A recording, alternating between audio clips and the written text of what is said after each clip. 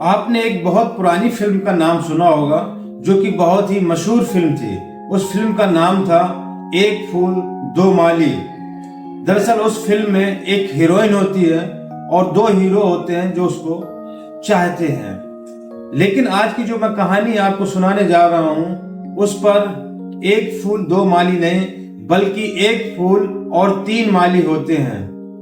दरअसल ये कहानी बहुत ही दिलचस्प है और आगे चलकर कहानी में क्या मोड़ आता है वो सब हम कुछ बताएंगे आपको।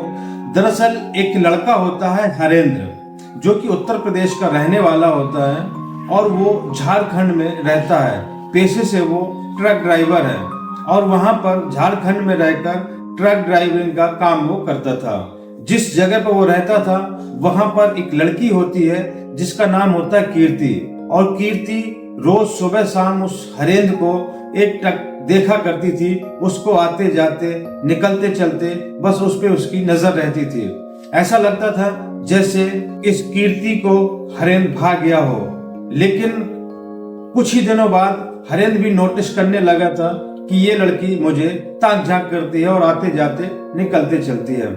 और यूं ही जैसी वक्त गुजरता है और कुछ दिन बाद आकर लड़की उस लड़के से इजहार कर देती है, यानी कीर्ति हरेंद्र से अपने प्यार का इजहार कर देती है कि मैं तुमसे बेहद प्यार करती हूँ और मैं तुम्हारे साथ पूरा जीवन गुजारना चाहता हूँ। हालांकि हरेंद्र भी मन ही मन कीर्ति को चाहने लगा था लेकिन उसको कहने की हिम्मत नहीं पड़ रही थी। और जब सामने से कीर्ति आकर उसको अपने प्यार का इजहार करती है तो हरेंद्र भी अपने प्यार का इजहार कर देता है और वो कहता है कि हाँ मैं भी तुमसे प्रेम करता हूँ। और धीरे धीरे इन दोनों का रिश्ता बनने लगता है और ये दोनों रिलेशनशिप में आ जाते हैं और एक दिन फिर ये प्रेम विवाह कर लेते हैं। और प्रेम विवाह करने के बाद हरेंद्र यानी कि अब उसकी प्रेमिका बन चुकी पत्नी कीर्ति को वो झारखंड से उत्तर प्रदेश अपने गांव ले आता है और यहाँ पर अपनी पत्नी कीर्ति के साथ हंसी खुशी रहने लगते हैं और इनकी अच्छी खासी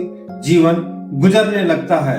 और 2 साल बाद एक बेटा होता है। इन दोनों को एक खूबसूरत सा बेटा होता है और बेटा बेहद ही चंचल होता है और इन दोनों के जीवन में एक नई खुशियां आ जाती हैं। जैसे ही वक्त गुजरता है तकरीबन शादी के 5 साल बाद फिर एक इनको चांद सी बेटी होती है, यानी कि अब एक बेटा और बेटी इनको हो चुकी थी और जिंदगी इनकी अच्छे से गुजर रही होती है।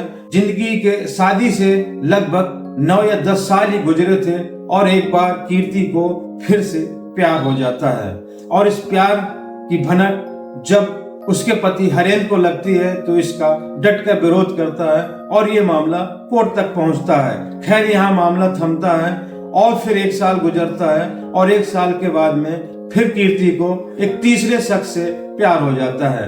लेकिन इस बार तीसरे शख्स से जब प्यार हुआ तो ये प्यार की कीमत इन सबको चुकानी पड़ी और यहाँ से शुरू होता है कहानी का एक नया मोड़। तो आइए जानते हैं क्या हुआ इस कहानी में और इसका क्या हुआ अंत।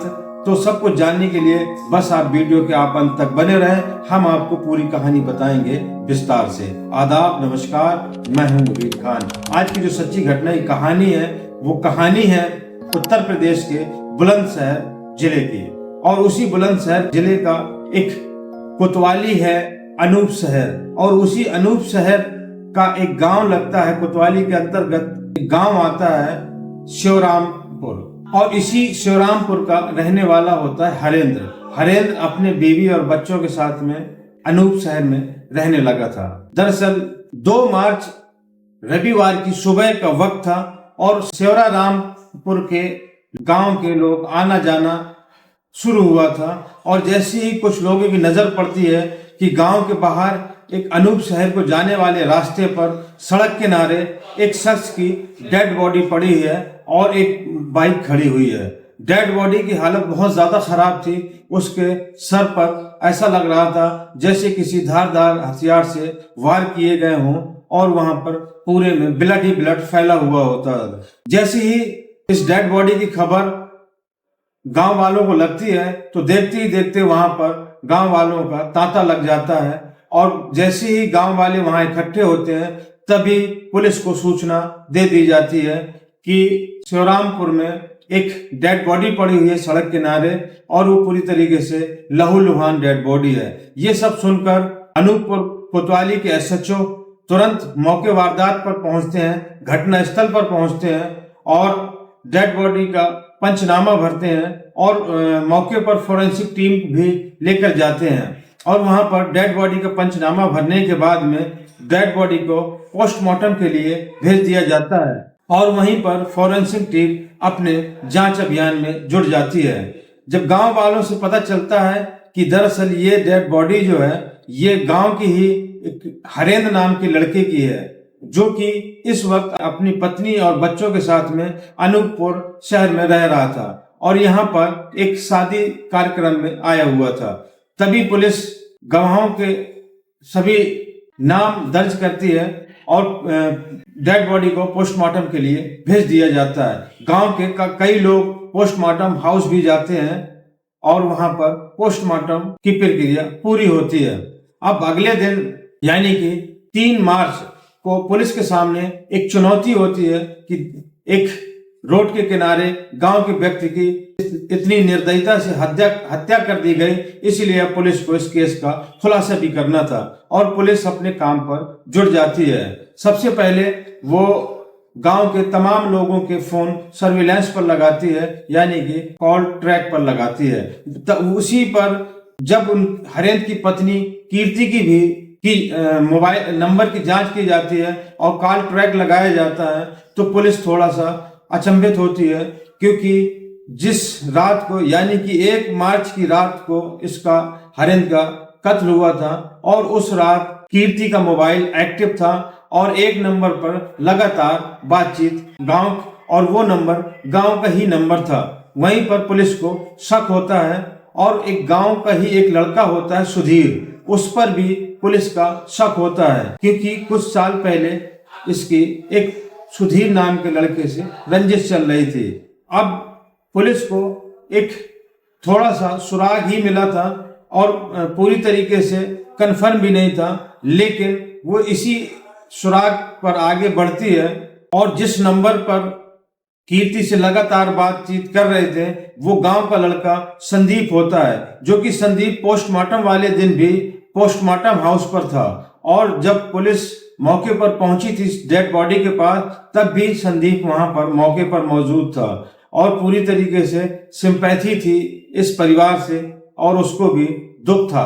पुलिस जैसे इसी कड़ी में आगे जांच करती है और एक सस्पेक्टेड होता है सुधीर। जब सुधीर के यहाँ पहुंचती है और उसके घर का में लगे सीसीटीवी कैमरे को जब खंगालती है तो पता ही चलता है कि 1 तारीख से और 2 तारीख के बीच में उस घर के सीसीटीवी कैमरे में जितनी भी फुटेज थी वो डिलीट हो चुकी हैं। अब पुलिस का शक और गहरा जाता है और पुलिस और ज्यादा छानबीन करने लगती है। अब पुलिस को 2 शख्स के ऊपर पूरा यकीन होने लगा था कि कहीं ना कहीं कत्ल के पीछे इन दोनों लोगों का जरूर हाथ है, संदीप और सुधीर। इसीलिए पुलिस आगे कार्रवाई करती, तभी संदीप और सुधीर दोनों गांव से फरार होने लगते हैं और जैसी इसकी खबर मुखबिरों द्वारा पुलिस को लगती है कि संदीप और सुधीर गांव से फरार हो रहे हैं, तभी पुलिस उनको दबोच लेती है और दबोचने के बाद जब उनसे पूछताछ करती है तो वो अपने आप को इनोसेंट बताते हैं, जैसे सभी अपराधी बताया करते हैं। लेकिन जब पुलिस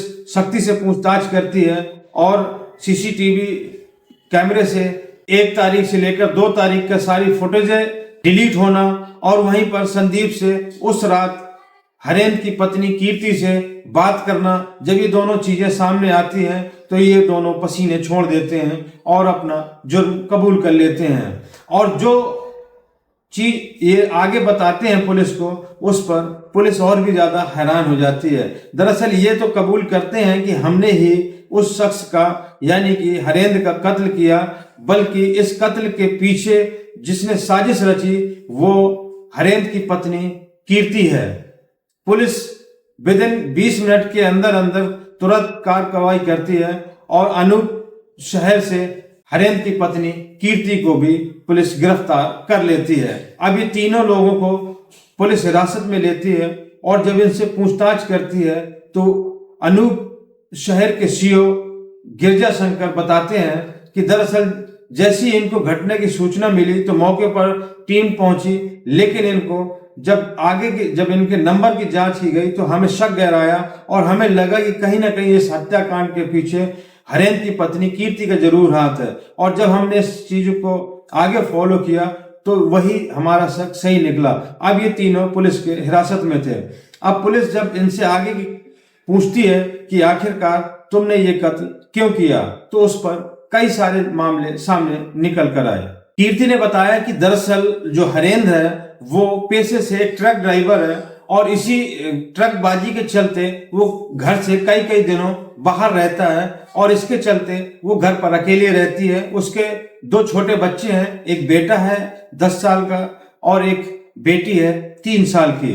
और जब हरेंद्र घर से बाहर रहता है तो उसको अकेलापन महसूस होता है। इसी के चलते तकरीबन 1 साल पहले कीर्ति की दोस्ती हरेंद्र की ही गांव के लड़के संदीप से दोस्ती हो जाती है और दोस्ती प्यार में बदल जाता है और ये दोनों एक दूसरे के रिलेशन में आ जाते हैं। और जब भी हरेंद्र घर से बाहर होता तभी संदीप गांव से अनूप शहर आता और इन्हीं के घर पे रहता और पत्नी के साथ उनके नाजायज संबंध बनते। अब धीरे धीरे जब उनके पड़ोसियों ने सब देखा तो ये बात उन हरेंद्र के पड़ोसियों ने हरेंद्र से बताया और जब हरेंद्र घर आया तो इनसे अपनी पत्नी से जब कहा कि ये अच्छी चीज नहीं है और ये सब छोड़ दो तो पत्नी ने विरोध किया। जब पत्नी ने विरोध किया तो एक दिन कीर्ति ने बताया कि एक दिन हरेंद्र शराब पीकर आया और शराब के नशे में उसको तबीयत से उसकी कुटाई कर दी और कहा कि अगर तुमने दोबारा ये हरकत की तो मैं फिर तुम्हें छोड़ूंगा नहीं। और ये इसी के चलते उनके आपस में खटपट होने शुरू हो गए। और अभी हाल में ही 20 दिन पहले फिर हरेंद्र ट्रक से घर आया था और इस बार उसको शक था कि मेरे पीछे संदीप घर आता है। तभी वो इस बार ड्यूटी पर नहीं जा रहा था और तकरीबन 10 दिन गुजर गए थे। जैसे ही 10 दिन गुजरे तो संदीप और कीर्ति दोनों मिल नहीं पा रहे थे, इसीलिए इनकी दोनों की फोन पर बात होती है और दोनों एक दूसरे से मिलने के लिए बेकरार होते हैं, लेकिन हरेंद्र के चलते ये मुलाकात नहीं कर पाते। तभी कीर्ति और संदीप दोनों मिलकर हरेंद्र को रास्ते से हटाने की साजिश रचते हैं और कहते हैं कि इसका काम तमाम करना है और ये दोनों प्लान करते हैं। और फिर 10 दिन के बाद तकरीबन 1 मार्च को संदीप का गांव से फोन आता है हरेंद्र के पास में और हरेंद्र से कहता है कि यार हरेंद्र, गांव में बिट्टू चौधरी के यहाँ शादी का कार्यक्रम है और तुम आओ, मैंने तुम्हारे लिए एक अंग्रेजी शराब मंगाई है और दोनों बैठकर यहाँ पर हम लोग पार्टी भी करेंगे। हालांकि हरेंद्र कहता है कि मेरी उस शादी में मेरी दावत नहीं है। तभी संदीप कहता है तो क्या हुआ यार, गांव की शादी है और अगर तुम्हारी दावत नहीं है तो मेरी दावत है, तुम आओ और हम लोग पार्टी भी करेंगे। तभी हरेंद्र अपने गांव पहुंच जाता है और शादी कार्यक्रम होने के बाद वो संदीप के साथ बैठकर शराब पीते हैं और शराब पीते पीते लगभग इनको 11:30 बज जाते हैं। जब रात होने को होती है तभी हरेंद्र कहता है कि अब मैं अपने घर जाऊंगा। तभी संदीप कहता है कि यार काफी रात हो गई है और चलो मैं तुम्हें अनूप शहर छोड़ देता हूं।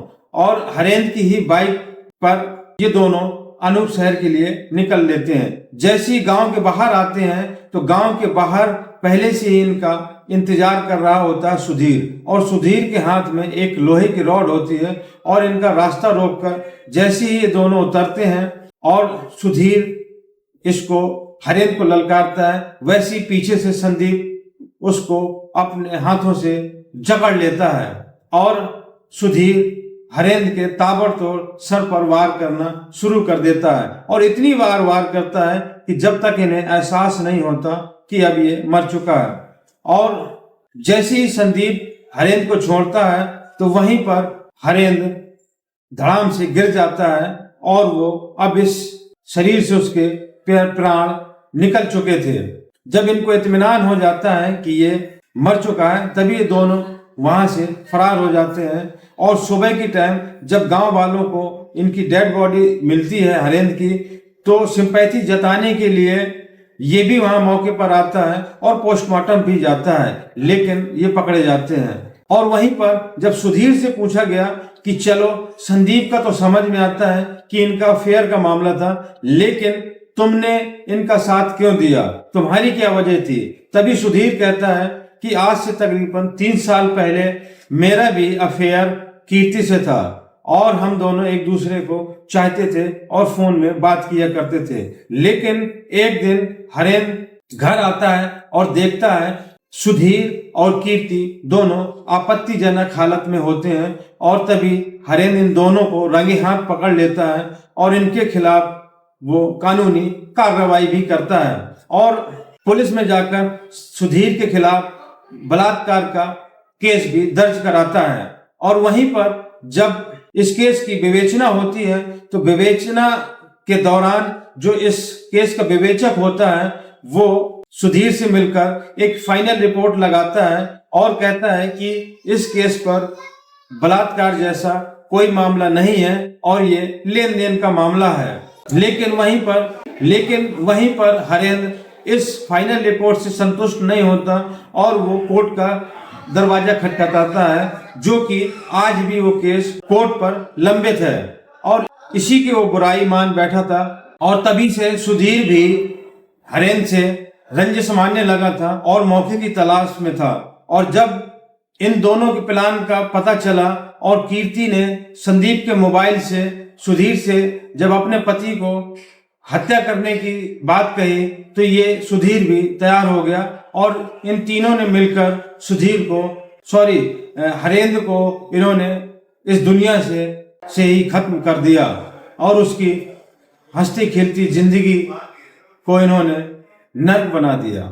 तो दोस्तों, इन तीनों को अब पुलिस ने कोर्ट में पेश करके जेल भेज दिया है और पूरे कांड की अभी भी जांच जारी है और हर एक पहलू को जांचा जाएगा। अगर और भी इसमें कोई दोषी पाया गया तो उसको भी बख्शा नहीं जाएगा। तो दोस्तों, ये थी आज की सच्ची घटना की कहानी।